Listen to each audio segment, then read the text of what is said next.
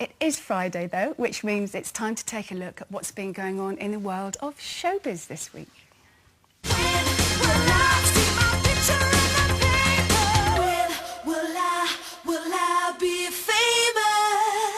So, first up, they've always maintained they would never reform, but in an interview with the Times newspaper today, Abby's Benny and Bjorn have hinted that the band could reunite for a one-off performance. So, ladies, does that tickle your fancy, Leslie? I'm really excited about that. Yeah, I like ABBA. Well, it's just such cheerful, jolly music. It always puts me in a steady really on, good... Leslie, steady on. I think they're great. I mean, I like the idea of people reforming. I'm thinking I might reform myself. Reforming into what? No, but the thing I love about them is that they obviously really love what they're doing. I mean, they're not reforming for the money, are they? No, but the blonde one doesn't, does she? Well, she no, but doesn't she's want to getting know on the others, board, really. isn't she? But the thing is, they're great role models for middle-aged people, I think. Are they? I think so. In what way? Because they love what they're doing and they're passionate about what they're doing, and I just think that's fantastic. Well, so I never liked them when they were a pop group, and I don't like them now. And I'm beyond middle-aged, so there you go. I think I'd rather look to Barbara Streisand or indeed Diana Ross for my role model. I love the idea, actually, that it's only the two men so far that have said they might reform. I can imagine the women going, oh, in their wildest dreams. So, no, good luck to them. Do you know, I don't like the fact that they're everywhere now, despite the fact that they're not together, like Mamma Mia, ABBA World, Earl's Court, all that sort of stuff.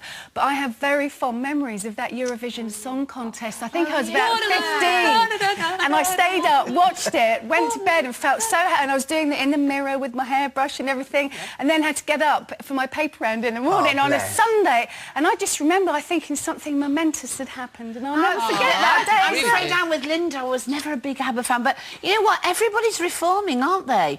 All bands that ever were have been reformed. I mean, I think the Drifters. Don't you love the Drifters? They're all dead I now, love Sherry. Well, there was one left, and I think it doesn't make any difference. They reform whether they're dead or not. And I love that. And I think we should be a loose women reform. We'll all be dead and we'll have reformed. We'll be haunting you forever, don't you worry. Also in the spotlight this week is supermodel Sophie Dahl, who's become the latest culinary star with her own show, The Delicious Miss Dahl. Now, the show has proved a hit with viewers, but naturally, critics have said her finger-linking antics are a bit much, and she seems to be trying to outdo Nigella Lawson as the seductress of the kitchen. So, is it right, do you think, to try and make cooking sexy? I don't think she should bend over with those pears showing, though, do you? Because that's a little bit off, but you don't know what you're cooking in the end, do you? She had leather trousers on as well. I actually think I love sexy. Like Jamie Oliver's gorgeous, isn't he?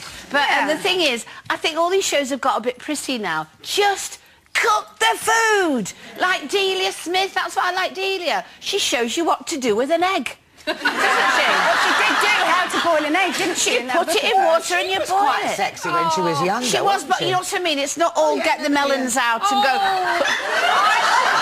I think you're wrong, Sherry. I think food's all about passion. That's because you've got big melons. Yes! And I cook them. I think it's fantastic because, you know, they don't teach cooking in schools anymore. So, I mean, kids think that cooking is getting a dinner from a supermarket and sticking it in the microwave. Yeah, you think but that's cooking. You know what, Leslie? You could be cooking in the nude next. Now, what I will don't do really care. You know, and you have sausages everywhere.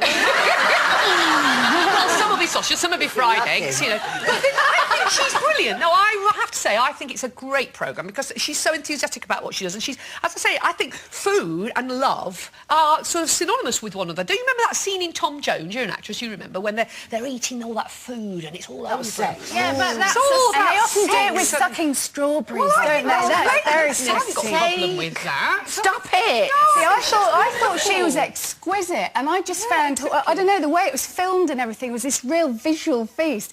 And I watched it with my 10-year-old little son, and he's sitting next to me and he's going, oh my God, oh, that is awesome. And she had him in, but it was the peanut butter fudge, which was, there was icing sugar in it, brown sugar, heaps of butter and peanut butter. I've remembered it. I'm going to do it at the weekend. Actually, you know, but you have to say that I think the critics are very mealy-mouthed, and you could always know they were going to have a go at a poor girl because she's so Yeah. lovely. Why shouldn't she be lovely? And actually, if it's all about getting your finger in and making children eat, I'm all for that, actually, because anything to make them eat, you know, and enjoy food. But I think I'm a bit with Sherry on this. I'd rather just have a cookery programme and perhaps a programme about sex somewhere else. Maybe involving food. Well, possibly, yes. Depends how much sex happens in your kitchen, doesn't it, really?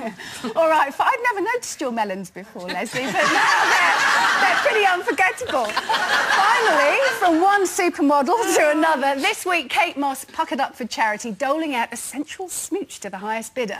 The lucky man planted a smacker after splashing out £5,000.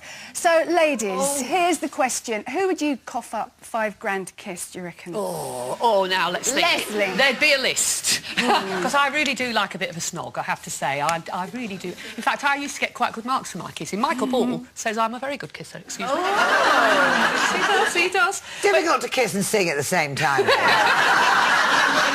I don't know, you must kind of be in roughly the same shape. Anyway, but actually the mouth is what it's all about, isn't it? Because some blokes, all you can see are their mouths and, you know... Lips, it's lips. I mean, you just want to kiss them, lips, don't you? Absolutely. yes. I suppose if I had to pick one, because there's a lot I would want to kiss. I mean, Richard Burton. He's the one. He's dead, though. Does that matter? He's dead. He's dead as well. I'd be very grateful if anybody offered any money to kiss me. To kiss anybody. No, I think Marlon Brando would be quite high on my list. He's dead as well. And Johnny Depp. Johnny Depp's not the most beautiful. But Johnny Depp's so wonderful and little, I would probably swallow him whole if... And do you know, I didn't actually pay for my big kiss of all time. I was on the GMTV sofa and I'd loved a certain man at the age of 11 and I'd never met him. And it was my puppy Love. And then he came into GMTV and he lunged at me. You loved it. Are you all... Nice to see you. Baby, come here, give me a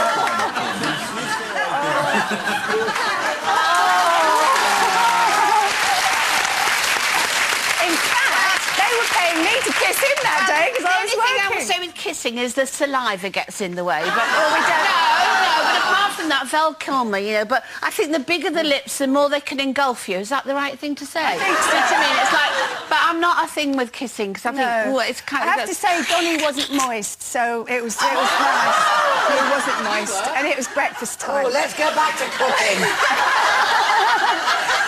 This, however, is the start of our lunchtime.